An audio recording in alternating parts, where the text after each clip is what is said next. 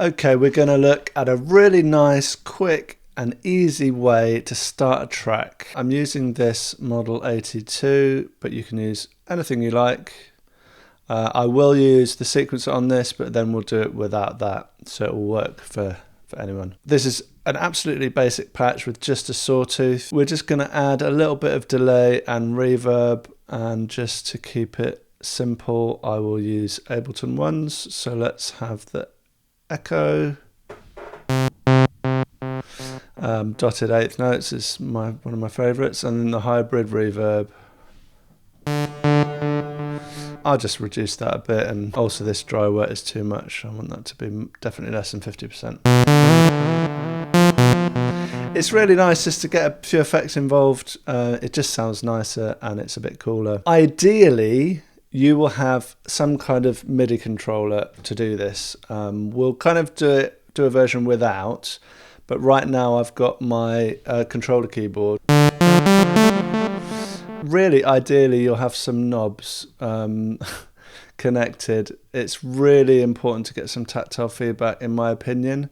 So I've got this mapped to my MIDI controller, which means I have access to the knobs. Again, if you don't have that, don't worry. We can work around that. So I love the sequencer on this because it's so basic. You can't really see what you've done or what you're doing, and I find that leads to good results. But I don't just put in any random notes. I generally find a few notes I think sound nice, and I do something like semi-random. So let's have a go at doing that.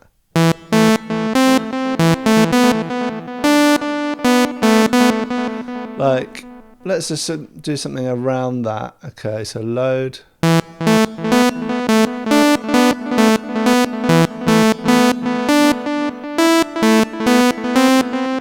Or bum note at the end.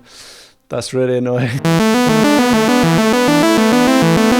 So because of that bum note, I'm actually going to do that again. That's kind of quite annoying because I was quite into that. Right, let's try again. I'm trying not to be clever.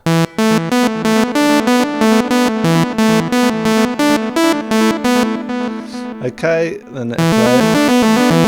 And then I'll lock it to the 6th on 16ths.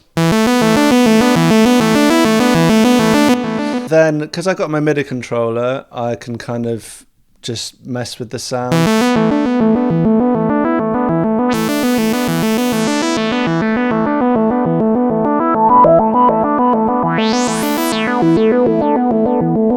So if you don't have a MIDI controller, what I'd suggest you do is, if you hit this, so I've got this configured already, but if you hit configure, you can set these. So I've got the main ones I use, the VCF ones, I've got these set here, and then the envelope. So you could just use this. The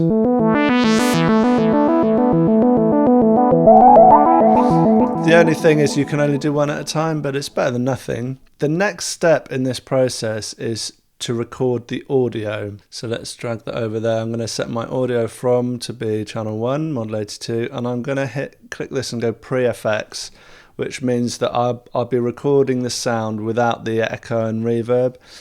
If I want the same sound, I could just copy these across, but it gives me more options later if I don't have the effects kind of baked into the sound, although sometimes that can be good. So I need to arm this to get the audio, and I need to keep this armed just so I can use my MIDI controller.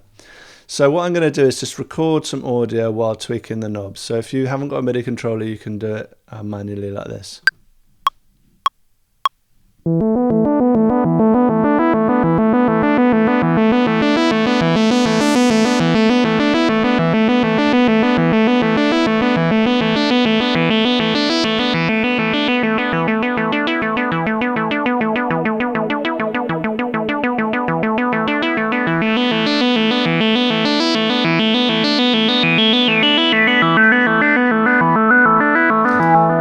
Okay, you get the idea, hopefully. Oh, turn the release down.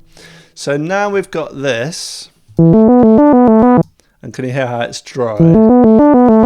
So I'm just going to copy these over just for speed. I'm going to select them both, Command G, and then I can do Command C and click here and get it on. And from there, what we can do is we can kind of choose to loop it at different points. So like...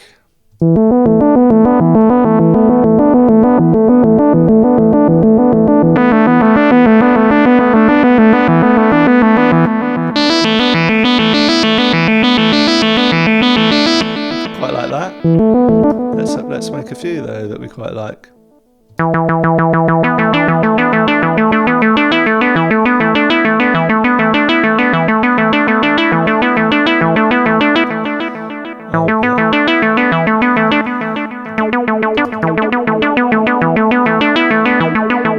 So that could be a loop because I quite like the original loop. It's quite nice to have a few options to play with because already that makes the track starting process easier. So this is a really nice way of starting a track.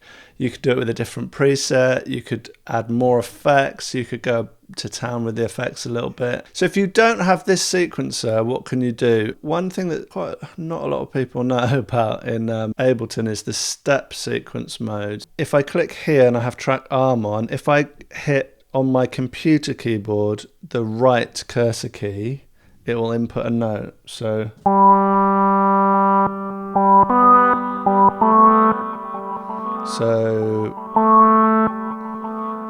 and this is quite nice because I can kind of audition it. With the other one I can't, I just have to go for it.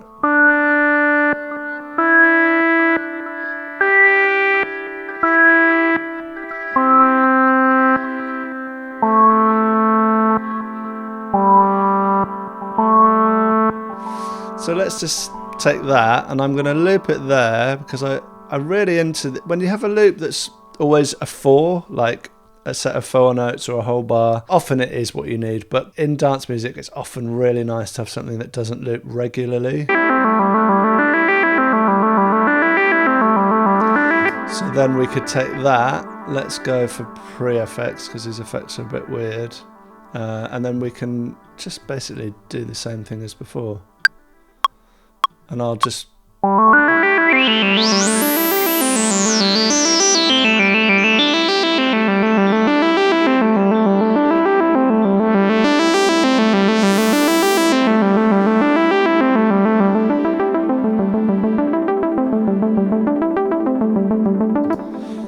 pretty nice. If you're not used to synthesis, I recommend just playing with...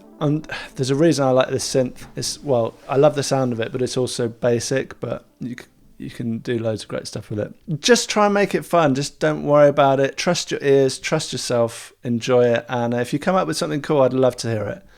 All right, hope that was useful. Catch you soon.